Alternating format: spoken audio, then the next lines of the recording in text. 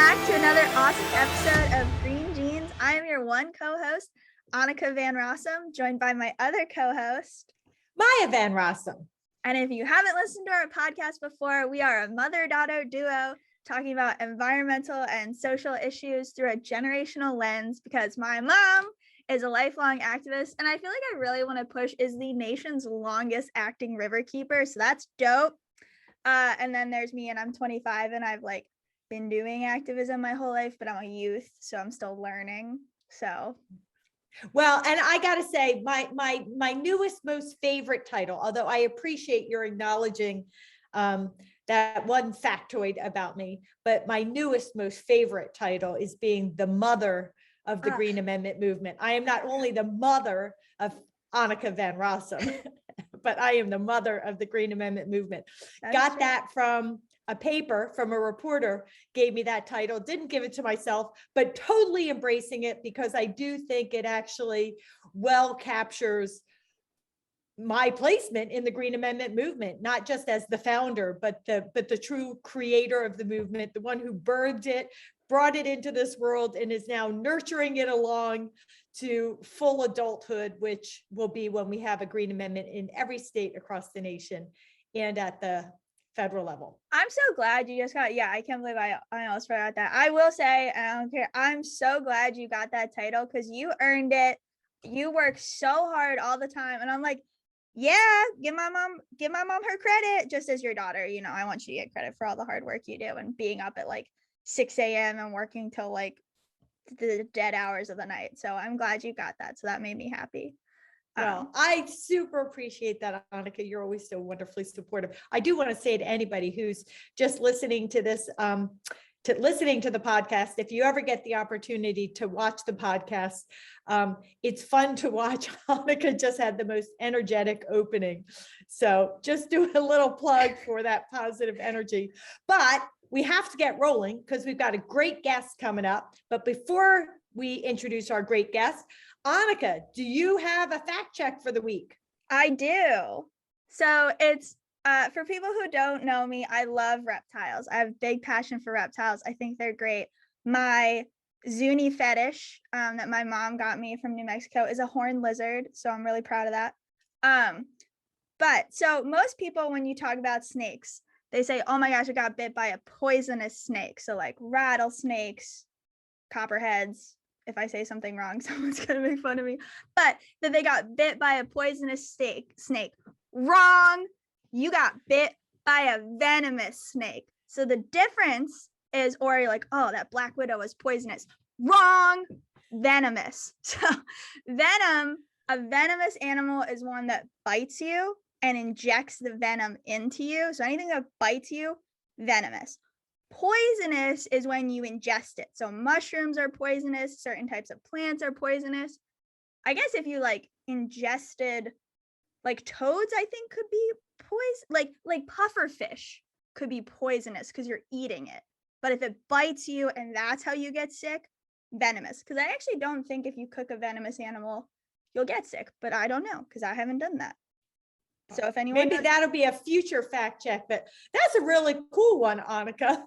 That's very interesting. Irks me till the end of my days. I swear, so many of my friends are like, you know that poisonous, or I think I got bit by a poisonous snake. I literally had a friend who a snake bit them and it was just a garter snake. So I knew immediately. And they're like, I think I got bit by a poisonous snake. I was like, venomous. And I literally got yelled at because they're like, that's not the problem right now. We're not worried about terminology.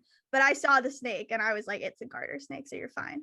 But so that's your fact check. So if anyone says it's poisonous, you can be like, it's venomous, actually. And you just have to attribute it to our podcast so other people can listen. I love that. That was a great fact check. So good work, Annika. And yes, anybody who doesn't know Annika, I don't think there is anybody more enamored and in love with reptiles than Annika is. She has been ever since she was a very young child. And I just truly, they are so for anyone who's like, ew, snakes are gross. First off, snakes are not slimy. That's your other fact check. Blech. But they're just so misunderstood. And I just think they're the sweetest creatures. And they're like puppy dogs, honestly. If you get, it's like any animal, there's mean ones and there's nice ones, but if you raise like a snake, it's like a little puppy dog, and I love them. I just think they're so misunderstood. So if you have an issue with reptiles, maybe give them a second chance. But better yet, don't adopt a reptile. Let them live in nature where they Well, belong. adopt a rescued reptile from a certified There you go. reptile rescue. Do not go out in the world and pick up a wild reptile. That's bad. There, if you're actually considering it, don't go to PetSmart. Don't go to those big chain stores. There are actual people that go out and take reptiles from people who can't take care of them, who have abused them, whatever. There's lots across the country. So if you're actually curious, look up a certified reptile rescue. Oh my gosh, Annika, that's 3 fact checks today. 3 fact checks. Whoa, Whoa. whoa, Well, man. Well, that's enough fact checks. Do you want to introduce our guest this week? I sure do. I'm super excited. So I am so thrilled that this week we are going to talk to our New Mexico Green Amendment legislative champion.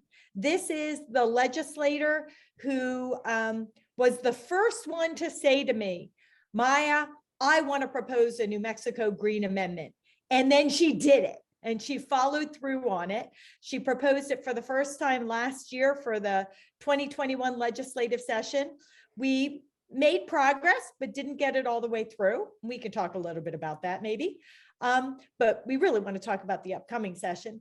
And then she, just decided she was all in, that this was her legacy, that she was going to give to present and future generations, not just of New Mexicans, but of all people, because, protecting the environment anywhere helps all of us everywhere.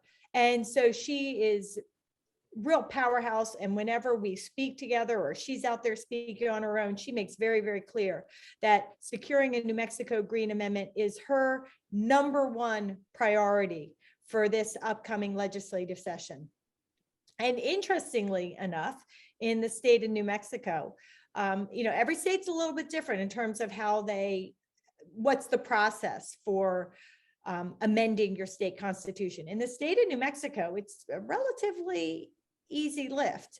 You have to have the amendment has to pass by majority vote in each of the legislative houses, and then it goes before the people.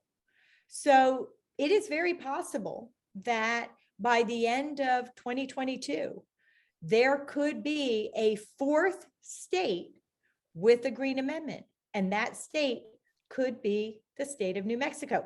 Now, I do want to say we've got a couple of other states that are vying to be #4, Hawaii, Maine, New Jersey. They are really up there also at the front of the Green Amendment movement pack for this current year. And we've got other states where there's just powerful energy, Washington, Delaware. And then, of course, we have another half a dozen plus other states where Green Amendment proposals have been put forth that are at varying stages of the process. But the ones I mentioned are the ones where we really have the most engagement and activity. And if you want to know what's happening in your state with regards to a Green Amendment, by the way, if you go to the main Green Amendment for the Generations website, www.forthegenerations.org, you can check it out.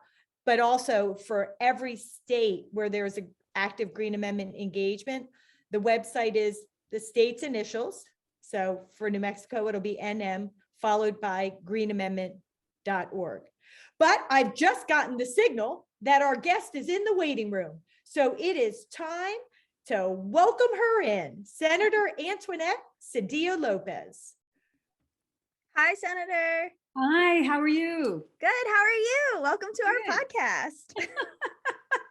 I'm excited to be here. I had a Zoom right before on the Food and Hunger Caucus. So my mind is full of the Food and Hunger Caucus, and I've seen relationships between the Green Amendment and that caucus. They're trying to do local food sourcing for a lot of these programs. And of course, it's a great thing for the environment. So it was kind of cool. Wow. So we just did a great introduction of you before you got on screen. Oh, no. Telling people what a great champion you are. And I want to make sure the audience knows, because they might hear it in the cross chatter. Not only is Senator Sedillo Lopez our #1 legislative champion in the state of New Mexico for the New Mexico Green Amendment. And I have had the honor of working with her for nearly 2 years now, year and a half, 2 years, on advancing this idea in the state of New Mexico. But Annika worked for Senator Sedillo Lopez and with Senator Sedillo Lopez as an intern during the summer, and also as part of the Green Amendments for the Generations organization, and with the senator in the fall. So they have a really rich and wonderful relationship together. Best mentor I ever had. Oh, that's so sweet. Amazing. Annika did amazing work, including getting one of the senators on board that she pushed him over the edge. With her glowing attitude. Enthusiasm. That's I what he think said. I would say, I think he also came on board because I think I made the point to him that, you know, this is protecting the earth for future generations, including his grandkids, and he's a wonderful grandfather. So we want to give him a name? kudos. Senator Bobby Gonzalez, I give Yeah. him big kudos for that, for being a kind and caring legislator and looking out for future generations like mine. So big kudos. So Antoinette, he said, he said, she really knows her stuff. And I said, she does. but we want to show people that you know your stuff, because you are such a powerhouse for the Green Amendment movement, Senator Sedillo Lopez. So was wondering if you could share with our listeners why you think advancing a New Mexico Green Amendment is so valuable, so important, and why you so often say it's your #1 priority. It is my #1 priority, and it's my #1 priority for 3 reasons. One of them is because it's such a strong obligation that it puts on the government at all levels to think about the environment at every step. And every day something comes up, and I think the government should be thinking more about the environment as it engages in its work. So that's really important. And then, as you know, we have a little provision in our Constitution, Article 20, Section 21, that's called the Pollution Control Amendment. And there is only one case that's dealt with that amendment. And our Green Amendment is designed to reverse the result of that case, because that case declined to use the amendment to reverse, to slow down the Martinez administration's reversal of the Richardson's administration's climate change and environmental regulations. And then third, to hold the state accountable. I think it's really important to have something in the Bill of Rights that will help citizens hold the state accountable to protect our environment. So those are the big 3 reasons that I always talk about. And I'm very excited about it. So is this an idea, a concept that's resonating with your fellow legislators? I mean, when the Green Amendment movement started in the state of New Mexico, in terms of legislators, it was you. It was you. But now you've been joined by 24 other legislators. You've been working very, very hard to educate your colleagues. So are they coming on board because it's resonating? Why do you think this is happening? This great Exactly. energy? When people hear about what the potential is of this amendment, they're really excited about it. And they want to be part of it. I think it's historical. I think it's going to be transformative for our state, and legislators want to be a part of it. And that's really exciting to have 25 legislators, not just saying they'll vote for it, but wanting to co-sign and have their name on it. That's what's exciting.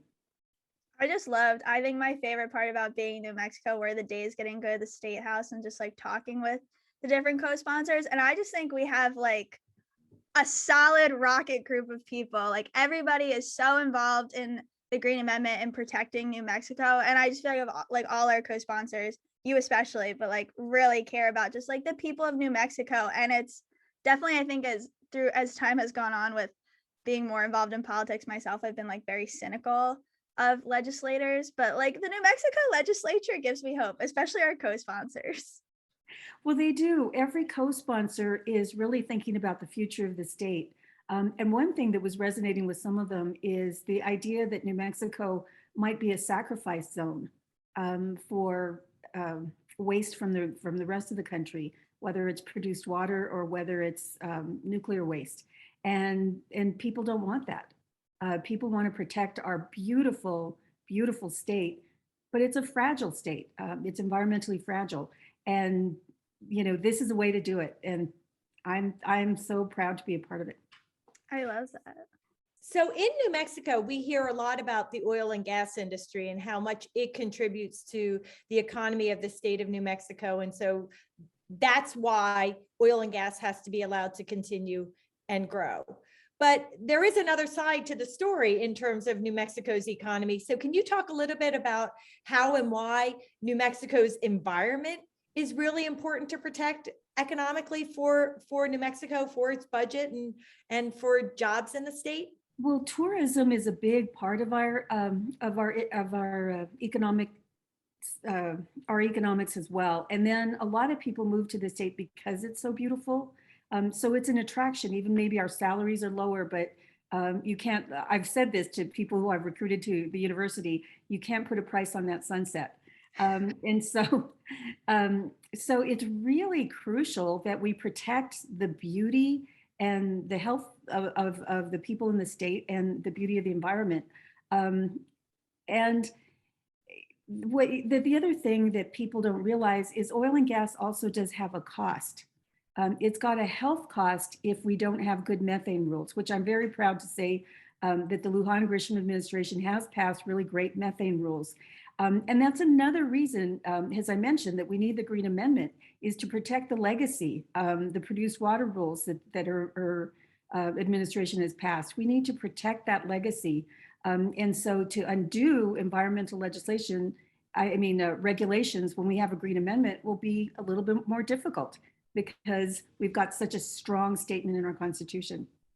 So I'm curious too, Senator, as you've been advocating for the Green Amendment and going through, have any of your constituents or people you've come across the way told you any stories about why I want the Green Amendment because this is happening to me, in New Mexico, either a state action or something like that, and it's really harmful? If you've come across any examples that really spoke to you? Yes, I have such a high profile on the environment in this state that people will call me and tell me stories. And some of them don't want their names used and some of them do. But one that's very moving, the most recent one, is Loretta Sandoval and Mary Campbell, who have organic farms outside of Dixon.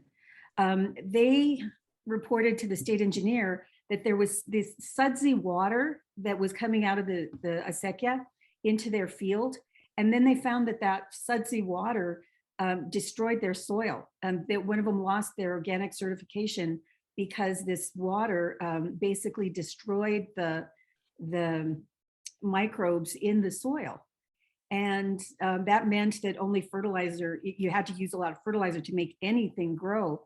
Well, it happened that those women were scientists and they started testing and they traced it to the use of a new chemical by a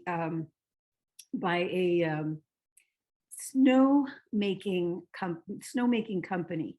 And that's directly because of climate change, because they needed to change the freezing point of water so that the snow would stay on the ground longer because it would melt. And this chemical found its way into the water system. When they reported it to the state engineer said, all we're concerned about is water quantity. They are returning the quantity of water that they're supposed to return to the system, and that's all we can do.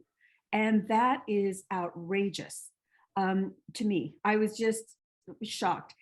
We got the environmental division in, but with the Green Amendment, the state engineer's office is going to have to look at water quality as well as quantity.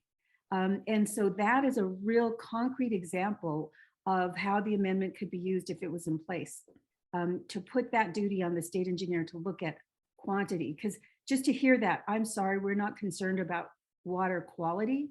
I think there's an argument that the stuff that was returned to the system, to the water system, wasn't water.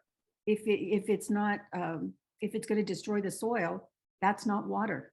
Mm-hmm. But we'll go from there. But I was really, like I said, people call me and they tell me what's going on. And I try to connect them with the environmental department, try to connect them with resources, but it's going to be really nice that they'll have an additional tool in the Green Amendment.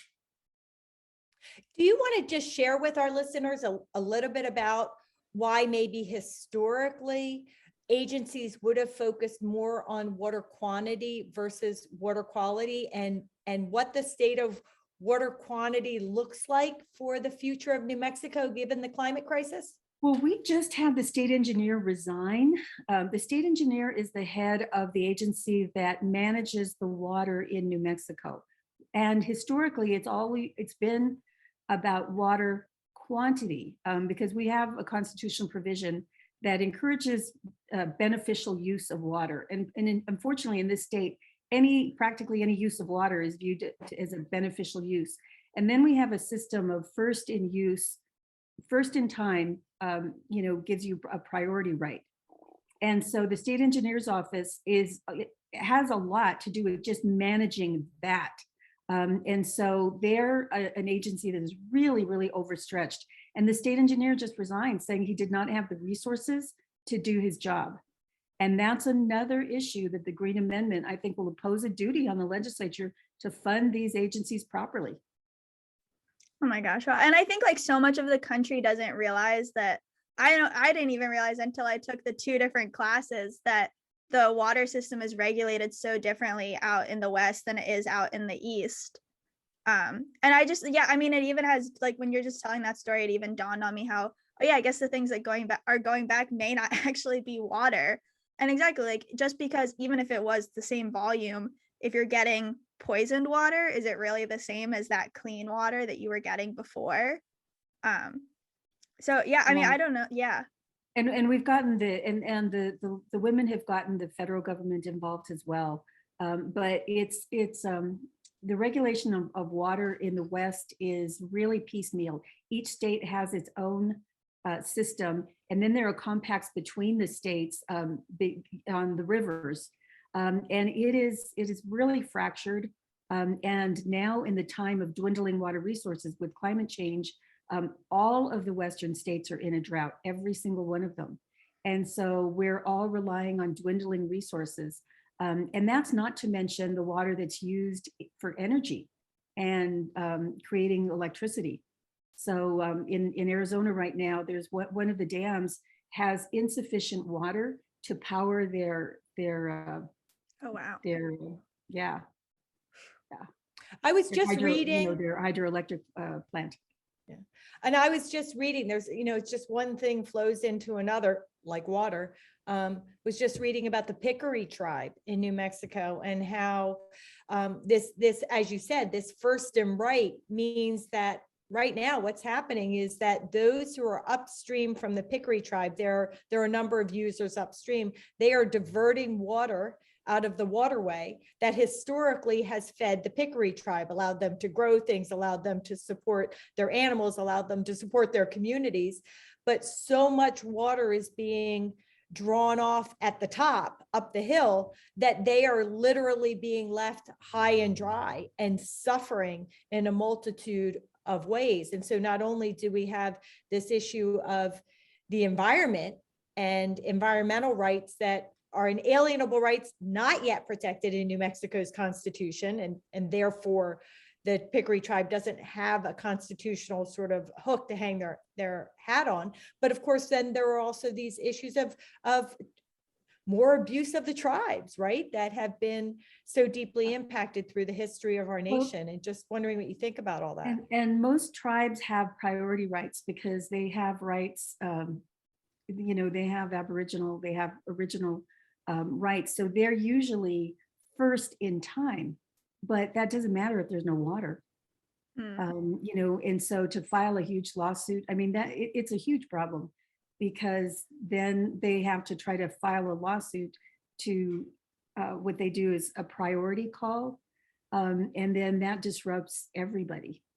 So we really have severe problems. And my point about the Green Amendment is, as we address these problems, we need to keep climate change, we need to keep the environment first and foremost in our minds as we solve these problems. Could you explain, Senator, for the people too, because New Mexico's language is unique too, because it specifically acknowledges the cultural rights to the environment. And so for people who also maybe aren't familiar with tribal and federal government, state government layout, like how the Green Amendment will benefit them as well. Well, it's a cultural relationship to the environment, the cultural, because the thrust of the amendment is the environment. And the cultural piece, it's not that the amendment would protect all cultures. I know that has been raised, like what is culture doing in the amendment? It's about things like Chaco Canyon. So Chaco Canyon has a mix of federal wells and some state wells nearby. And it's not just the monument that needs protection, and the federal government protects the monument. It's the entire space that needs to be protected, has the sacred space and the cultural space that it is. And so this would give a hook, an obligation to the state to work to protect the entire area, not just the small area of the monument. And so that's real exciting. And there are other cultural sites throughout the state that rely not just on the little monument, but on the place. Blue Lake is an example. So that it's not just the building and the ruins that are there, but it's the entire cultural relationship to the environment. They showed at Bandelier how extensive the knowledge was of the extensive knowledge of the traveling of the planets and the stars and how they arranged it. And the same thing is true in Chaco. And what they also found is remnants of roads leading out of Chaco. And so the place and the space is really important. And having a clean environment is just crucial to acknowledging the monument and preserving it in what it's used for culturally. So I'm just going a little bit down a different path in this moment. I had not had the joy of going to New Mexico until 2019, when I actually I was invited in to speak with communities about this idea of a Green Amendment. And I was just, for lack of a better word, enchanted by the state and how beautiful it is. And in fact, one of the reasons why that term comes to mind, as Senator Sedillo Lopez and Annika both know, is that New Mexico is called the land of enchantment. And so as you've been speaking, Senator, I've just been imagining all the beautiful landscapes across New Mexico. And just wondering if you could share with our listeners a little bit about why New Mexico is called the land of enchantment, a little bit about the culture and the integrated various cultures that exist there, and why New Mexico is so near and dear to you in your heart. Well, my family goes back in New Mexico for many generations. Last I counted, it was 15 generations. And so we have, and there are many people who have a very long history in New Mexico, family history in New Mexico. And that history includes Native people, because the Spaniards, when they showed up, they did not bring women. And so there's a lot of intermarriage, and has been a lot of intermarriage and relationships. And then, of course, the United States government came. Buffalo soldiers were here, African-American soldiers during the Civil War. And so we've had waves and waves of people coming to New Mexico and becoming enchanted with the friendly place that it is, because we're multicultural. I think New Mexico is very, I think it's beyond tolerant. I think it's there's a lot of welcoming and appreciation of different cultures, and I think that that's really a strength of this state, that we've had that. And then the beauty is just, it's pristine, or parts of it.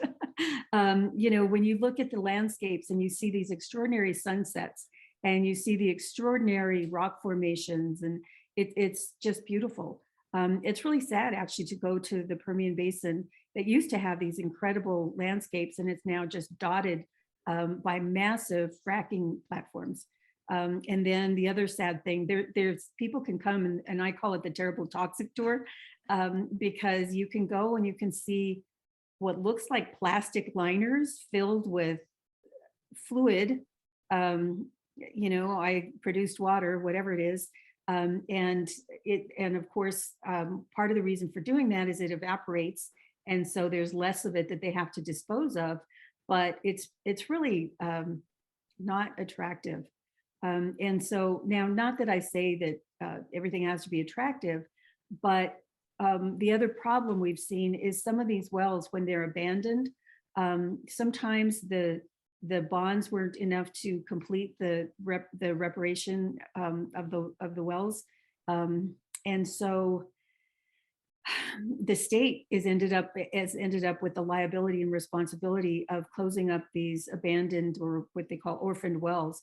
And that's really sad, because then you have the landscape dotted with that that should be cleaned up. Like I say, I often say, New Mexico should be open for business, but not exploitation. That's so, oh my gosh, I love whenever you say that. I just think it rings so true. And like my time in New Mexico, I felt like every other week somebody, when I said I was leaving at the end of the fall, they were like, you've been touched though. And I was like, what? And they're like, just by the magic of the state and how beautiful and different it is. And so when you say like this, I call it the terrible toxic tour. We had 2 episodes. We had a guy, John Beard, an activist in Texas, who actually does a toxic tour because his community is a sacrifice zone and so targeted for the petrochemical industry, and people are sick and literally dying. And so when everyone was telling me about this beauty of New Mexico, and it like makes me so sad that there are individuals and legislators and industries who don't like feel that connection to the land. And I felt like I was only there for 4 months, and I was just like, wow, it feels like I'm really like I'm leaving with I'm leaving something behind, and I'm leaving with something because it's so beautiful and different. I just can't imagine people being like, yeah, let's stick this horrible polluting thing right here. And then also, you said called it a sacrifice zone, like people targeting other humans, like how you can do that to another human is just so.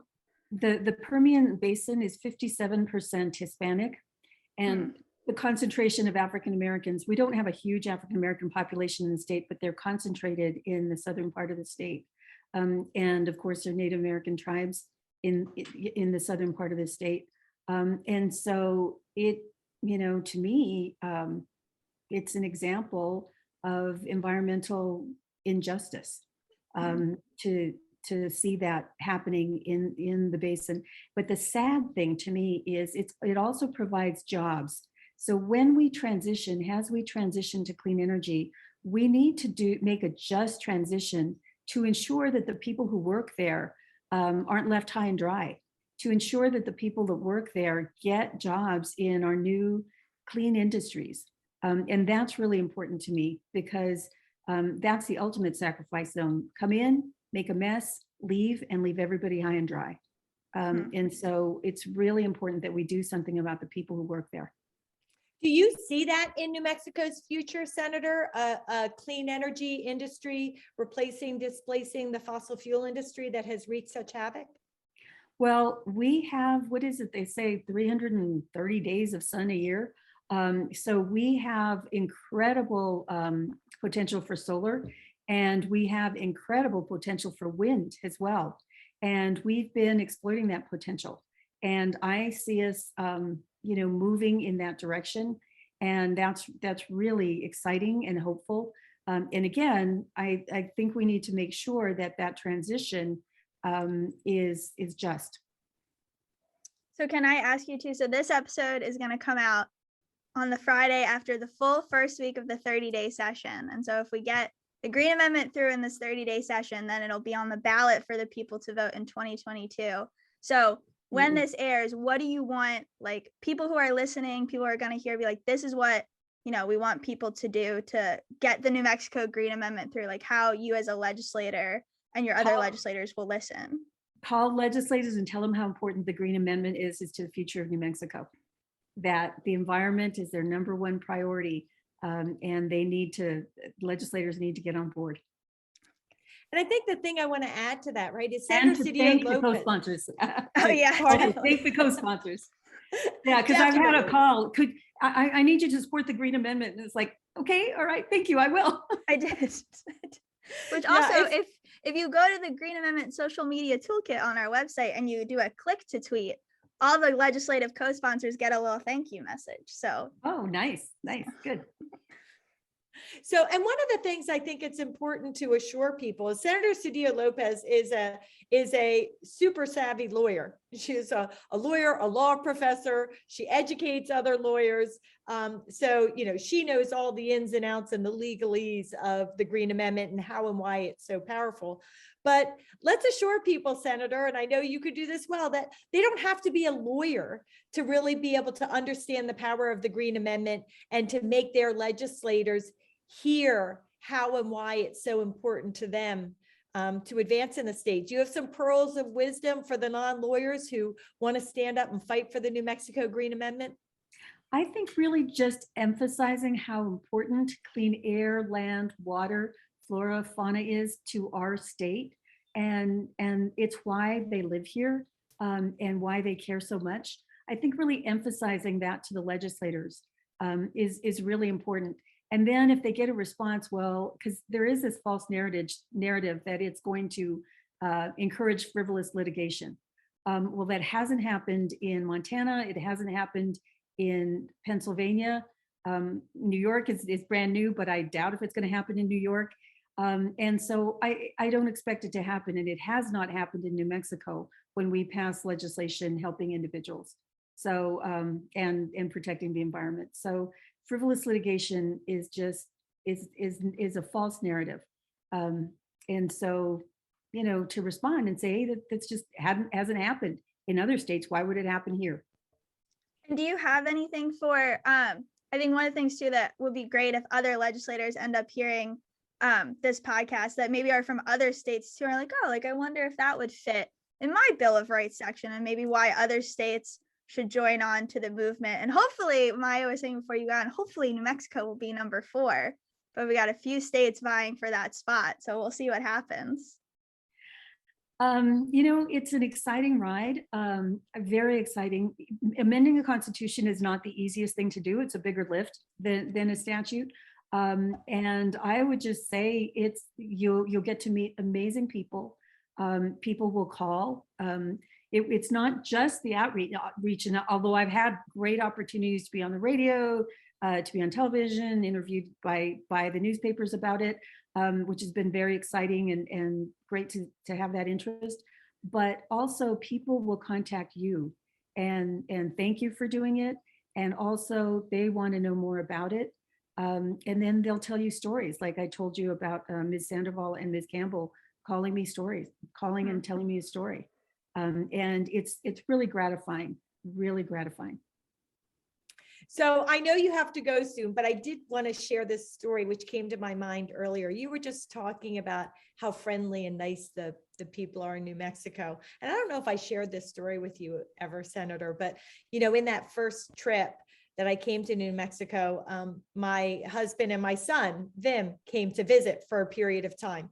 And we were going around, you know, trying to tell people about this idea. And what we had a breakfast meeting with Terry Sloan. And Terry Sloan is, as you know, but for our listeners, is a very important Native American leader here in the state of New Mexico. He's a liaison for the city of Albuquerque. He does a lot of work with the United Nations. It's just really a powerful voice for Indigenous rights and environmental rights. And Vim came along for breakfast, and Terry was very kind in talking with him and asked him what he thought of New Mexico. And Vim was saying how much he loved it, you know, and we had been around New Mexico seeing, you know, visiting the Native American sites and meeting all these different kinds of people and seeing all these beautiful landscapes. And so Terry said to Vim, like, why, you know, Vim was just saying how great New Mexico was. And he's like, really? Like, why do you love New Mexico so much? And, oh, that's what Vim said. Vim said, you know, it's almost like a foreign country here. And Terry said, really? like, why do you say that? And so I was thinking Vim was going to be talking about all these different kinds of cultures and people he was seeing and he was meeting, right? And that's why it was like a foreign country. And he leaned into Terry and he said, because the people are so nice here. That's kind of sad. Well, I just thought it was grand, right? But sad about the rest of the country. Yeah. But really great about New Mexico is that he's done a lot of travel with us and been exposed to a lot of different countries and cultures and really enjoyed them. And so to go to New Mexico and have that same enriching experience because of the quality of the experience, but the quality of the people and the kindness of the people. I just thought that was so heartwarming and spoke volumes about another reason why New Mexico is the land of enchantment. Yeah, that's really a cute story. So we are going to let you go because we know that you've got some other things on your agenda for today, but just wondering if you have any parting words about the New Mexico Green Amendment, why you think it's so powerful and important, what makes it special, and what people should be doing to help you as the lead legislative sponsor advance it through you only have 30 days, right? The legislative session in New Mexico. It's just 30 days. Session, yeah, we're a very part-time legislature and we only have 30 days. And the primary focus for this session is the budget. But the big thing people can do is they can sign up on New Mexico, what is it? NewMexicoGreenAmendment.org. nmgreenamendment.org. nmgreenamendment.org. So they can go to that website and they can sign up so that they can get alerts. They can testify at hearings. And they can, write their legislators, email their legislators, call their legislators, and tell them how important this is and how much they want to vote for it in November, because that's the important thing. This is citizens activism, really, because this is going to go from the legislature, who will vet it and move it forward straight to the voters. And it's the voters that matter, because this is the Constitution is we the people in the state of New Mexico, and so it's going to be up to people to power this amendment through. So work on it. Love it, love you. You are a great champion for the earth and New Mexico, and just Well, hug. I miss you, Annika. I miss you too. I'll see you, Maya, very soon. See you soon, and we will welcome you back perhaps in a month's time to let us know how the legislative session turned out. Does that sound good? That sounds good. Great. That sounds really All right. good. Okay. Bye. Bye-bye. So what a powerhouse she is. I can't gush about her enough. I just think she's and I do, she is a great advocate for the Green Amendment, but genuinely working with her and seeing what she does beyond the Green Amendment scope, she just cares about the people and is making sure that she's a good advocate for the people of New Mexico, which I think makes the point that people of New Mexico want this and they want it now and they want to vote on it in 22. And she, like she said, it's the good point too of regardless of what different legislators may think about it too, the people have a right to decide. So put it through so that the people can make their voices heard in November 2022.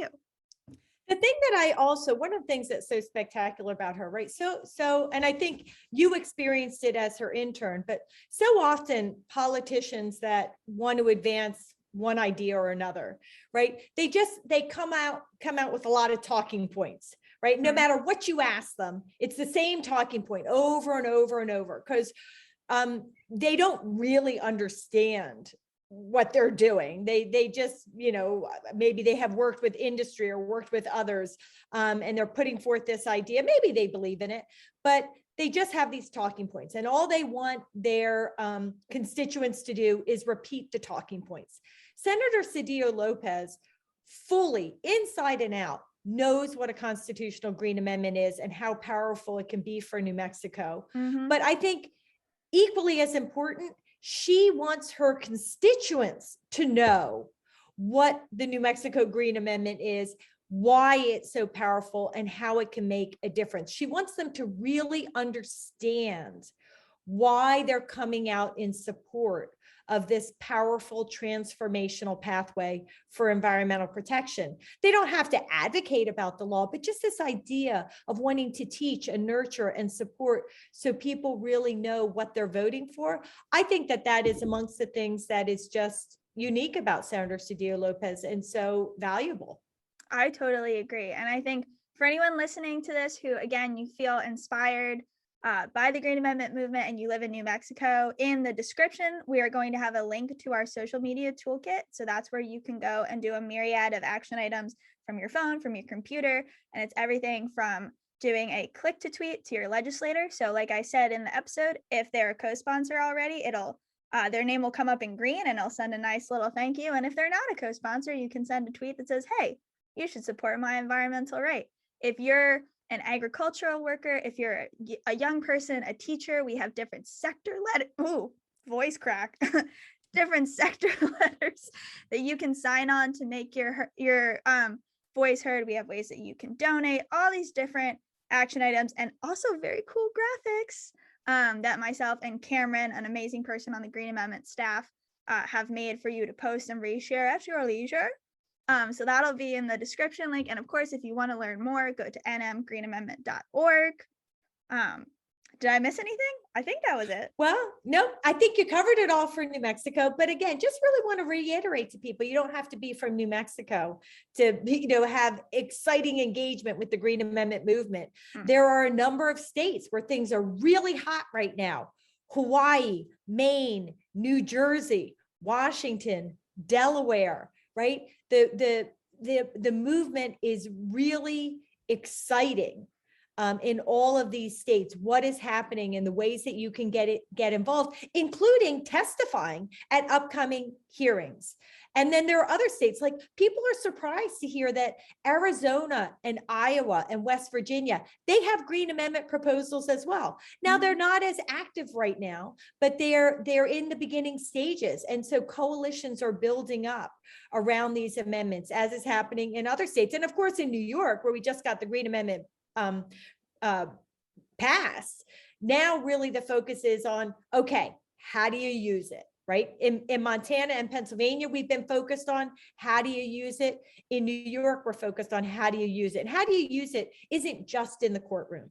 It means that if you are facing an environmental issue or challenge in your community, how you use it is every time you speak with a legislator, you quote your state Green Amendment and tell them that you expect them to uplift it, to uphold it, to honor it. So there are a lot of ways for people to engage in this movement. And if you don't have a Green Amendment advancing in your state yet, if you go to forthegenerations.org and you don't see anything happening yet, well, you know what? Maybe you can be the one that starts it. And I think, as always, we like to remind people we are a nonprofit. That means we don't sell our souls for money and sell ourselves out. So the work gets done through donations and grants and, things like that. So please be sure, if you've been listening to this episode, if you feel inspired, if you are in a state that has a Green Amendment and you want to help out, donation is always an easy way to do it. $1, $5, $1,000, whatever makes you happy, at forthegenerations.org. And of course, if you also can't donate, go take a look at our website, sign up, become a member, get updates, sign petitions for your state. There is a myriad of ways for everybody to get involved in this movement, and we cannot do it without the power of the people. Great. Well, I think this has been a great episode, so we can wrap it up and let people go get active. All right. Until next time. Until next time.